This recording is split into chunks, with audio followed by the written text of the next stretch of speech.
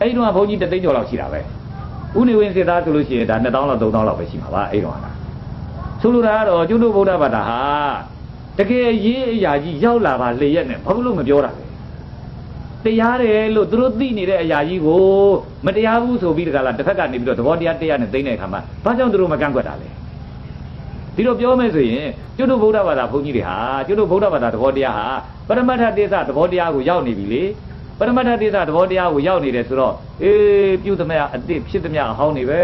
ဲသူတို့ရဲ့အပြစ်ရှိလို့သာသူတို့ခံရတာနေမှာပေါ့လို့ခံရတာသူတို့မှမဟုတ်ပဲအဲ့လိုပဲသူတို့ကနေပြီးတော့သုံးသပ်လိုက်ကြတော့လေအဲ့လိုသုံးသပ်တဲ့အခါကျတော့ဘာမှသူတို့ပြောဖို့မဟုတ်ဘူးဒီလိုပြောနေတဲ့ဆိုရင်တော့တရားမရှိတာပေါ့အနိစ္စကိုမသိလို့ဖြစ်မှာပေါ့ဒုက္ခကိုမသိလို့ဖြစ်မှာပေါ့အနတ္တကိုမသိလို့ဖြစ်မှာပေါ့ဒီတဲ့လူတွေကလည်းပဲအသိခံရတဲ့လူတွေကလည်းဆက်ဆက်ချာချာခါခါတီးတီးခံစားတော့ခံစားရပါရဲ့ခံစားရပြီမဲ့လေဘုရားကအနတ္တလို့ဟောထားတာပဲဟာကိုမပိုင်ဘူးလို့ဟောတာကိုတောင်ကိုမပိုင်မှတော့ဘယ်မှာလဲဒီပစ္စည်းကတော့ပိုင်တော့မလဲဆိုတဲ့သူတို့လည်းပဲအနတ္တတရားနှလုံးထားပြီးတော့ပဲအသိခံလိုက်ကြရတာပေါ့လ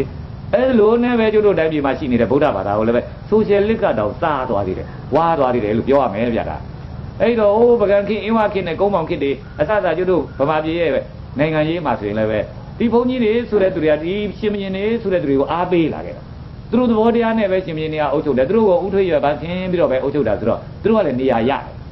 သူတို့ကနေရာရတော့တို့ပရမတ္ထသစ္စာတရားဟာတော့မှန်တာပဲဆိုတဲ့သဘောနဲ့ငြိမ်ငြိမ်ပဲနေတာငြိမ်ငြိမ်နေပေမဲ့နေရာလည်းပေးတာနေရာလည်းပြီးတော့လည်းပဲငြိမ်ငြိမ်ပဲနေတယ်အခုထိလည်းငြိမ်ငြိမ်နေတယ်လို့ပြောရမှာပါဒါမစိုးရင်တည်းကဆရာတော်ဘုရားနှစ်ပါးကိုဆရာတော်ဘုရားဤဗဒနာကိုတော့မရှိဘူးမဟုတ်ဗဒနာကိုပြီးတယ်ပရိနေမကောက်ပြတ်ပြီးသွားပြီတို့ဆရာပဲတိုင်အောင်ဆရာတော်ဗဒနာရာဇာဓမ္မပြီးတော့သူလည်းမရှိတော့ဘူးသူတို့မရှိတော့မှငါပြောတာဆိုတော့အဲ့ဒီဆရာတော်ဘုရားဤနှစ်ပါးကိုအဲ့ဒီဒုတိယဘုံမူရဲ့စစ်ခုံရုံကနေဘုန်းကြီးနှစ်ပါး1300နဲ့ချစေလို့အမိန့်ပေးတာဘုံဆိုပြစ်လဲသွားလေဖြတ်သွားအသက်မရတော့ကိုရဲအဲ့ဒီဘုံမူကြီးနဲ့မစိုးရင်တိုင်အောင်မှတွေ့တော့မှတတိလဲရတဲ့ခါလဲကြောတော်ပြီတဲ့တက်ကထွက်လိုက်ဘုံယုံကြီးစောမောင်နဲ့လည်းရင်းနှီးပါတယ်အဲ့ပုဂ္ဂိုလ်ကဒါတော့ပြောရင်ဒုတိယဘုံမူကြီးပါအဲ့ဒါတက်ကနေထွက်လိုက်ပြီးဘယ်တော့မှအိမ်ရလုပ်ငန်းကိုမလုပ်တော့ဘဲနဲ့ကုရီဆေးတယ်တပိတ်ဆေးတယ်ဘုန်းကြီးရဲ့ဝေယဝဆမှာဒိုးသွားတဲ့ခါမှာလဲတိုက်ဟောင်းထဲမှာပဲတပည့်စီလဲမပြန်တော့တော်ပြီကျအဲ့လိုမျိုးထောင်နှံချစေလို့အမိန့်ပေးလိုက်တယ်နဲ့ထိုဆရာတော်ဖရာကြီးနှစ်ပါးကိုပြောတယ်မှာလဲဒုံးဆိုသွားတာဒါကအများမသိတဲ့ရတယ်လေလူတွေကမသိလို့မကြောက်တာကျိုးကိစ္စပြောမကောင်းလို့တီးပြီးကဆရာတော်ဖရာဗန္ဒနာသူ့မင်္ဂလာကိုမြစ်ကြီးနဲ့မှလှုပ်တဲ့ပုဂ္ဂိုလ်ဘလို့ဘဝဆုံးသွားတယ်ဆိုသွားမေးကြည့်လိုက်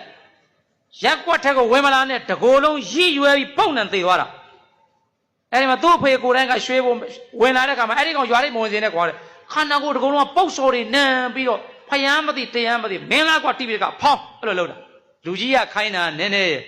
အဲ့ဒီပုဂ္ဂိုလ်နောက်ဒုတိယပုဂ္ဂိုလ်တယောက်ရောက်တဲ့ခါကျတော့ဆရာတော်ဘုရားတပည့်တော်တို့တွေလည်းတရားဟောပါတယ်ဒါဖြစ်စဉ်အမှန်လေးမင်းတို့သိထားတဲ့အရာတွေမှတ်ထားအာဟုသောဆိုတာမသိသေးလို့မကြောက်တာမှတ်ထားဒါဒီနိုင်ငံမျိုးမကြောက်ဘူးဗုဒ္ဓဘာသာပြည့်တယ်မကြောက်ဘူးလကားပြောတာမကြောက်ဘူးခင်ဗျားတို့ကိုရိရှင်မယားထောင်ထဲကိုသာသနာပြုခီးကြွတယ်လို့မှတ်တော်မူပါဖေဟာတရားနာပိတ်မင်းတိပိကသူ့ထုတ်ပတ်တီပြီးတော့မှဟာ28နှစ်သားနဲ့တိပိကဖြစ်တာပါလားဆိုပြီးတော့မှဟာအဲ့ဒီတုန်းကနံပါတ်1တို့နံပါတ်2နံပါတ်1တို့မင်းတို့တွေလေဟောဗျာအဲ့ဒါဆရာတော်ဖေဟာကိုကြက်ကြက်ဆက်ဆက်လုပ်လိုက်အဲ့တော့ဆရာတော်ဘုရားတရားလေးဟောအဲ့တခါကြီးကတပည့်တော်ဘုရားလူကြီးတွေလာတဲ့ခါကျရင်ဟဲ့အောင်ခေါ်တာလားတခုခေါ်ရပါလိမ့်မယ်ဘုန်းကြီးဥတုမင်္ဂလာကိုဘုန်းကြီးတို့မတက်ဖဲနဲ့နာမည်ခေါ်တဲ့အခါတပည့်တော်သီးခံခွင့်လုပ်ပေးပါဘာဖြစ်လို့လဲအဲ့လိုမခေါ်လိုက်လို့တပည့်တော်ကနေရာပြောင်းလိုက်ရင်ဒီဘုန်းကြီးကိုဘုန်းကြီးမှန်းသိပြီးလက်ခံနေဆိုရင်နောက်တစ်ယောက်ဝင်လာရင်အရှင်မရပူဆိုးလိမ့်မယ်တဲ့ဒါတော့သူကငရဲကြီးခံပြီးတော့နောက်တစ်ယောက်နောက်ထောင်မှုတစ်ယောက်ဝင်မလာအောင်အဲ့ဒါကျန်တဲ့ချိန်မှာတော့တရားနာအဘိဓမ္မာတွေတက်သွားတယ်အံ့ဩစရာကောင်းတယ်တိပိကဆရာတော်ဘုရားမြန်မာနိုင်ငံသမိုင်းလေးဘယ်လောက်မလှလိုက်လဲ28နှစ်နဲ့တိပိကဖြစ်တဲ့တိပိကဓမ္မဗန္နာဂါရိကကဘာမှာတင်ပြလို့တော့မကောင်းတဲ့တမန်ပုဂ္ဂိုလ်မဟုတ်ဒိုရေးလည်းမဟုတ်ဘူးအရက်လည်းမရှိဘူးဖဲလည်းမရှိဘူးချဲလည်းမထိုးဘူးအဲ့ဒီပုဂ္ဂိုလ်မျိုးဝတ္တရားကိုခံစားရတော့ဒီအဲ့ဒါလေးကြည့်တော့ဝိဆရာဆရာတော်ဘုရားကြီးမလေးမှာ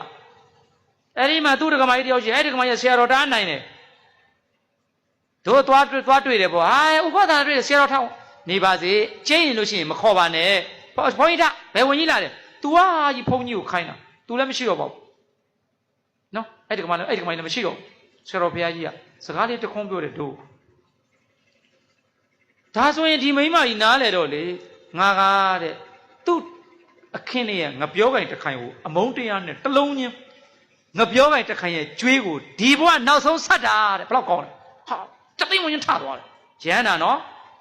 ငါအဲ့ဒီငပြောကင်ကျွေးကြံနေသေးတယ်တဲ့အလုံးရည်တွေကြံနေသေးတယ်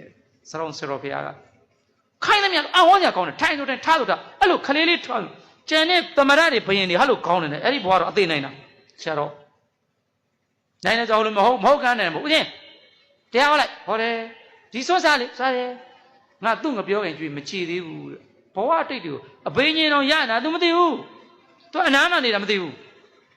အောင်စရာကောင်းလိုက်တာဆရာတော်ကြီးနားမှာကန့်နေတယ်ဆရာတော်ကြီးထားမှမသိဘူးဒါမှလည်းမဆရာတော်ဆိုအကုန်လုံးသိပြီးသားအဘိညာဉ်တမပတ်နဲ့သိပြီးသားတနိုင်ငံတစ်မျိုးလုံးတန်အောင်သိတယ်ဒါငါငပြောခင်မချီသေးဘူးလေကျွေးဆက်တိတ်အောင်စရာကောင်းတာဒီသာသနာလေနားလေတယ်ဆိုရင်ကိုတို့ကြားလို့ထိုးဆက်လိုက်တိပြီးသားဆရာတော်ရှင်မောကလန်ကိုတော်မြတ်ကြီး6ရက်ရှောင်းနေတယ်ပြန်စဉ်းစားလိုက်တော့အော်ဘဝတိုင်းခေါင်းရိုက်ခံရပြီးသေရတာအဖေလေးမေတို့တစ်ချက်လိမ့်နေအဖေမေတဲ့ကျွန်တော်တို့တဲ့တောတဲ့ခဏသွားအောင်တဲ့ဟိုမှာလေးတဲ့မြောက်မြရတဲ့လောက်မှတက်ကြီးပူဇော်ရှိတယ်လိမ့်နေဇောအတန်သွားပြီဒီရောက်တော့ခဏလေးနေပါဦးနဲ့သားအပေါက်ပါသွားလိမ့်မယ်ထပ်လိမ့်နေပြီးတော့မှထပ်ရိုက်တယ်ဟာမင်းကအရှင်ဘုရားဗျာအရှင်ဘုရားဇောတွေကြီးတယ်လေရှင်မောကလန်ပါတယ်လေဇောတွေကြီးလုံးအားကြီးတယ်တော့ဘဝတိုင်းခေါင်းကွဲပြီးတော့မှသေးပါတယ်တဲ့အဲ့ဒါကြောင့်မလို့6ရက်ရှောင်ပြီး9ရက်လဲကြော်ရော့ကွာရိုက်တော့ဆိုထိုးပြီးတယ်ချွတ်စိတ်ညစ်ကြေထွက်သွားမရအောင်ဒါလို့ဆိုရင်လေးသိင်ကြီးကဘာရသိန်းပါရမီဖြည့်တဲ့ဘုရားရှင်ထမင်းတွေကိုလေအကျန်းနေစားတဲ့ပြောလိုက်ယုံလေးနဲ့မင်းတို့ငါတို့ကသေးသေးလေးရှင်ချင်းရှင်သာရိပုတ္တရာ no မရပါဘူးရှင်မောကလန် no ပါတယ်မြတ်စွာဘုရား no ပါတယ်ရတာလေးသိင်ချေကဘာရသိန်းပါရမီတသိင်ချေကဘာရသိန်းနှစ်သိင်ချေအဲ့ဒီဘုရားရှင်ပြည့်စေကပို့တာနှစ်သိင်ချေကဘာသိန်းပါရမီဖြည့်တယ်ကြောက်ခမ်းနဲ့ပြည့်တယ်မျက်လုံးကမ်းပြီးသေးတယ်ပြန်ပြိနေမယ်ဆန္ဒပဲမင်းတို့မြရရနာဓမေသေးဆိုသေးသေးလေးကွာဘာပါရမီမှဘလောက်ရှိလို့မင်းတို့ကဘလောက်ဆင်ញင်တဲ့မဆင်ញင်ဘူးမင်းတို့ချရတယ်အလက်ဆိုပြောရတာပတ်ခနဲ့ပြောရတယ်အဲ့ဒီဝစီကံ